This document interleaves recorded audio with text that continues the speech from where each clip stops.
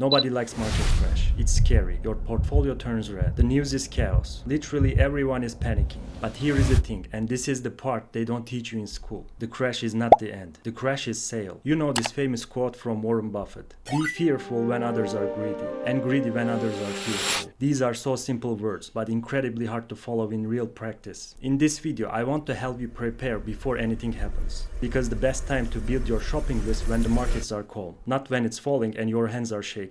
I will share 6 names, different industries, different risk levels, but one thing in common. If price drop drastically, these are the ones I'm watching. So let's go. Our first pick is Extra Space Storage. And I have to be honest, this is boring, very boring company. They rent storage units, those little boxes where people put old furniture, Christmas decoration, the excess stuffs that never got picked up. And that's it, that's the business. But here is the twist. It's one of the most resilient business on the planet. They are the first self-storage operator in the United States. Over 4,000 locations and 2.8 million units in 42 states. So this is not a small operation. That's an empire built on other people's clutter. So let me tell you why do I like this stock. When the economy is good, people buy stuff and need somewhere to put it. And when the economy is bad, they downsize their homes and they need somewhere to put their stuff. So this stock is almost recession-proof. They don't just own facilities, they manage other people's storage properties for fees, lend money to storage owners, and even sell insurance on stored goods. They have 4 revenue streams and 1 boring building. If we talk about their financials,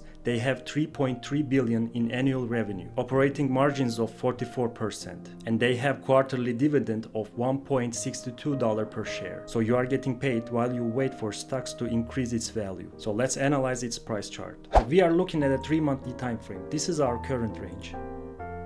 So I define upper portion and lower portion of our current range. Obviously price is on an uptrend.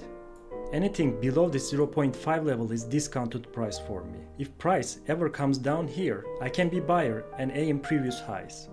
Here and here. And because of all the reasons I counted previously, I think Extra Space Storage will continue its uptrend. So in short, whenever price drops, I will be buyer, and if I'm long-term investor, I can aim $250 or $300. Our second pick is Cognex Corporation. So imagine this, when you walk into a modern factory or a giant warehouse, how do all those robots know what they are looking at? How does a machine read a barcode moving at 100 items per minute? How does a robot arm place a tiny component with perfect precision? The answer, a huge percentage of the time, is Cognex. So for 40 years, dominating industrial machine vision, smart cameras, vision sensors, AI-powered inspection systems. They have over 30,000 customers in over 30 countries. Literally zero debt and $600 million in cash. So no debt at all. In this rate environment, that's a fortress. And here is what makes this an AI play, not just an industrial play. So Cognex just launched an AI-powered products. Their CEO literally said, "We are a big beneficiary of AI. Every robot, every automated warehouse, every humanoid robot that comes to life in the next decade needs vision, and the Cognex Corporation is default answer." Let's analyze its price chart. So we are looking at a 3-monthly time frame. I will measure our last range,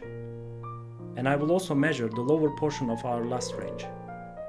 So I want you to pay attention to this 2024 January opening level. It is almost same level as our 0.5 level. So if price ever comes down to 0.5 level, first I can aim our previous high and our specific high. And also I want you to pay attention to this long wick. I will define this rejection block. And let's say there is huge crash in the market and price revisits this rejection block level. I don't think price could easily lose this green box level. So if we ever come down to this level, you can expect bounce from here. Our third pick is Intel Corporation. Intel is America's most important comeback story. Forget everything you think you know about Intel. Old Intel lost years of ground to TSMC. Initially they missed the AI wave. They had too many promises and too little delivery. So the new Intel is government-backed national semiconductor champion. Some of you may know Apple just signed a foundry deal with them. And the US government literally owns 9.9% of the company. So Intel is not legacy chip stock anymore. This is geopolitical asset. So people who follow my channel, I share Intel when it was $22. If you don't want to miss such content, don't forget to subscribe and hit the notification bell.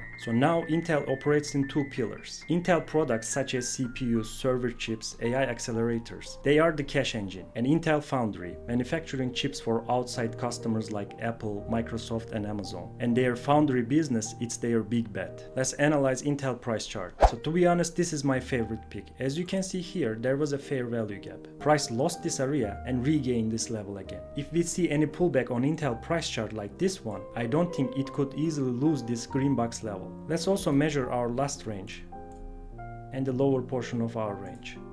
As you can see, our second 0.5 level is where our green box level is. So this gives me more confirmation. If we ever come down to this 0.5 level or this one, we can expect bounce from them. So our fourth pick is Rare Earth and Strategic Metals ETF. So this is not a stock, it's an ETF, a basket of 31 companies across the rare earth and strategic metals industry. This is not a bet on one company, it's a bet on a global megatrend. And that megatrend, China has a near total stranglehold on materials that power everything modern. So China mines over 60% of the world's rare metals. They process over 80% and produce around 90% of the world's high-performance rare earth metals. So what are these metals used in? F-35 fighter jets, Tesla cars, wind turbines, AI data center motors, smartphones, literally everything. They are in everything. In April 2025, China proved exactly why this matters. They introduced export controls on 7 heavy rare earth elements. The effect was immediate. These metals shipment fell 74% in May 2025. Cars stopped being built. Defense programs were scrambling. European prices for certain materials reached 6 times what they cost inside China. And the US responded with a 12 billion strategic mineral reserve. Australia 800 million. And the European Union is building their own joint reserve. So every dollar government spends building non-Chinese supply chains flows into the companies this ETF holds.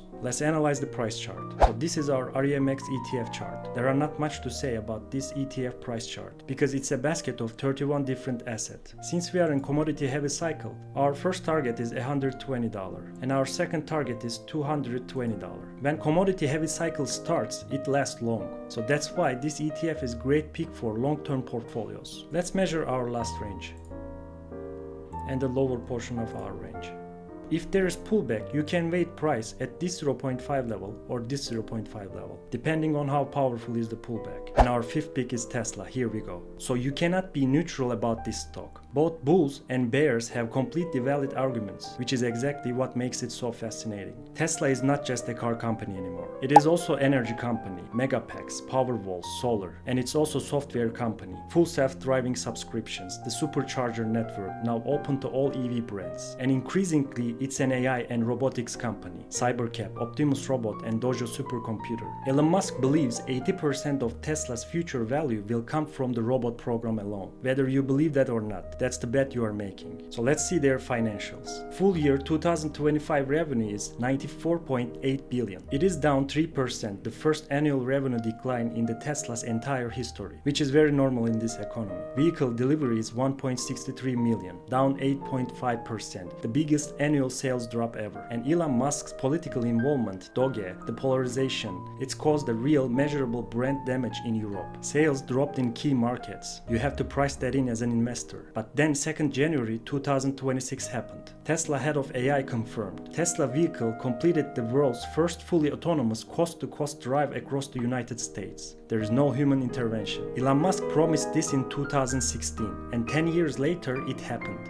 They also announced Cybercab, no steering wheel, no pedals, fully autonomous. Production begins Gigafactory Texas in April 2026. Analysts expect robotaxi services in 30 plus cities this year. Some conservative projections put Cybercab revenue at $54 billion by 2030. And then there is also Optimus, humanoid robot. Its production starting in 2026. Target price is $30,000 and revenue projection is $24 billion by 2030. So company is expecting $78 billion in potential new revenue from things that barely existed 2 years ago. Let's analyze the price chart. For this Tesla price chart, I will measure this quarterly opening level, which is July quarterly opening of 2025. Since we are in this minor uptrend, and if price ever pulls back around this quarterly opening level, I would expect bounce from that. And for our long-term target, I will just drag hypothetical range for this price. This 0.5 level makes sense here because we got rejected here, and we can set our target as $800. Our sixth pick is Boeing, the last one, and possibly the most dramatic story in all of investing right now. As some of you may know, Boeing had some struggle. They had 2 plane crashes, a global grounding, a pandemic, a machinist strike, a door blowing off a brand new airplane at 16,000 feet, astronauts stranded in space. They had $36 billion billion in losses over 6 consecutive years. And yet, the backlog is $567 billion, more than 6,100 aircraft on order. Demand was never the problem. The question was always, can they actually build them? The answer in 2025 is finally yes. Their new CEO, Kelly Ortberg, came in and did something radical. He was just honest, stopped making excuses. He fixed the culture and put quality first. Their results for 2025 speak for themselves. Net profit of $2 billion versus an $11.8 billion loss the year before. Their revenue is 34% to $89.5 billion. Delivery is up 74%, 600 aircraft. Let's analyze its price chart. The Boeing price chart is making higher lows, but it doesn't make higher highs as you can see. So price is on a stock at this range. So let's define 50% of this range. Price is accumulating here. And as long as price stays above this 0.5 level, I would expect upper level targets, which is the high of this range, and our all-time high level, which is here.